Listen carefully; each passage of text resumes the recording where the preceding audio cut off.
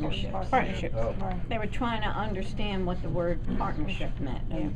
And Wayne, I told him that we made sure when the task force designed the RFP that it was broad enough and that was in it. Absolutely, that was no And we question. didn't define what partnerships were. And that's why we specifically left it wide, as That's open right. and as we did. We wanted the public to tell us what partnership are you, and then if someone responded, you would find out the legality, but nobody Yeah, I mean, that was had our any whole interest. purpose was, we don't, if there's anything out there in the Yeah. business, you know, in this industry, come and tell us about it and we can evaluate it. That's really what we were looking for. So, Even the material that Pryor gave to us, which was an update last June of what he had done in 2007, and I have the material here, and I was sharing that with Jeanette earlier. It's all very general.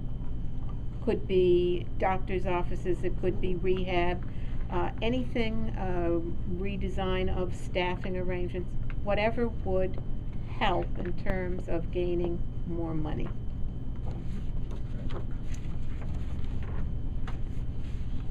And I think our vision was to offset the deficit and to supplement the income Yeah, for reserve Golden Hill. money. Correct.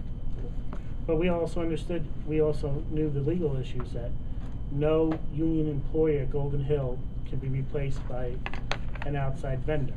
Okay, we knew that that can't happen. But we knew it could be under a management team or something that we could go out. So we had certain restrictions with union employees and such, and that we respected.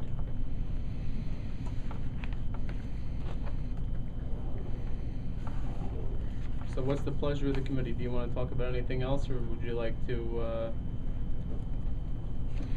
adjourn for the night and we'll work on the next, You know, I hate on the next one? Well, short. Walking around, talk And- about Joe's. Yeah. and it's such a short meeting the other day. I'll share with everybody. Joe Steckler said he couldn't make it this evening, but he wanted to share with the committee that the only thing he'll support is that there be 180 beds in Kingston, 120 beds in Ellenville, that CSEA is employed at both of them, and that they're run by a not-for-profit. They're run not-for-profit. And can I reply to some of this? Because then we research this in the committee. The first issue is we cannot broker the beds and divide them up. We are a licensed facility for 280 beds located in Kingston. We cannot broker and act as a broker or divide our license. Number two, the problem here is we don't have 300 beds. We only have 280. Okay? He probably meant 160 and 120. Right, but that's another issue. So we can act as a broker in dividing beds. It's not within our right to act as that, and we were told by Mark Kissinger. Second, we cannot represent or negotiate on behalf of the CSEA. That's their union's job. It's not the job of this legislative body to set demands. And three, if it came to, if the will of this legislative body is to sell, we cannot, under municipal law, state that it only could go to certain people. Under municipal law, it has to be a wide open branch, and everybody has to have the equal opportunity to place a bid in. So there's three major issues with what. But we have the right to reject any bids. We have the right under state judgment and the way we score, yes, to reject bids. Does that include geographic considerations? When you said that, We cannot. Can another county bid on those? No. Okay, it has to be within the county. And to address some of this issue with Ellenville, like here, they said, we understand the need for beds in Ellenville. That's never been an issue of this committee, and it was not an issue of Golden Hill, we understand that. But what Mark Kissinger made very clear to us, it's not up to us to determine where the need is. That is up to the state. We don't tell the state what to do, we ask the state if we can do, okay? So to address that need, that is the state that would address a certificate of need for that area. You know, well, I think that 120 number is going to come back over and over again and probably people here know that, but the 120 is the number that the nursing home industry uses as the optimum break-even point.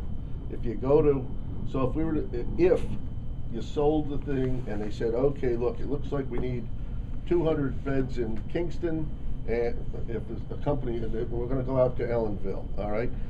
They're not gonna go out there with 80. There's gonna, 120 is gonna be the minimum. And that's from what everybody in the industry has told us.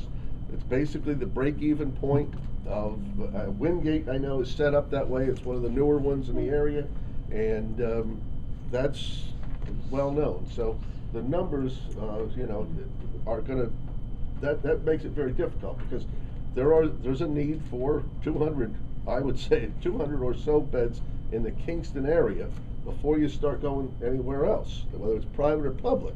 And that's going to be, I think, a stumbling block for a company that privatizes to deliver. Now, we can't determine that, but it's going to figure into, I think, you know, any company who's looking Mark at it. Kissinger, when he was here, says, well, what's your occupancy rate?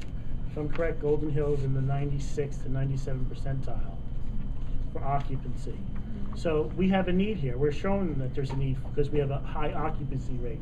It's above what they call the 85 mark, where they say you can, you know, shut off some beds. We have a high occupancy. So even if we said we were going to split this, if we could, they may say no because you're showing a need where you exactly are located. And Walter, we say Kingston because that's where the facility is located. Right.